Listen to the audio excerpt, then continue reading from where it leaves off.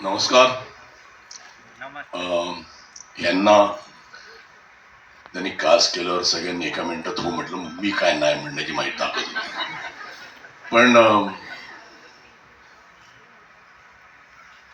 एक खरं जेंटलमॅन कोणी मला एक्झाम्पल द्यायचे असेल कोणी जगात, मी रितेशजींचं देतो. मी कायम मी सगळ्यांना म्हणतो की तो कोणी एवढा माणूस आहे अहोशिवाय बोलत नाही, तर त्याला नाही म्हणण्याचा प्रश्नच येत नव्हता.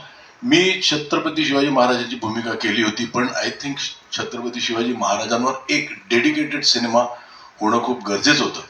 आणि ज्या वेळेला मी रितेश हे ड्रीम खूप वर्ष घेऊन जगत होता आणि त्याचं पॅशन खूपच होतं, आणि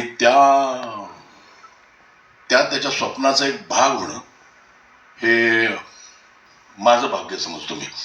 आणि आज ज्या वेळेला मी बघितलं ट्रेलर, तर म्हटलं की tomorrow I can say with pride I am part of this cinema. आणि आउटस्टँडिंग ॲज अ डिरेक्टर म्हणून तो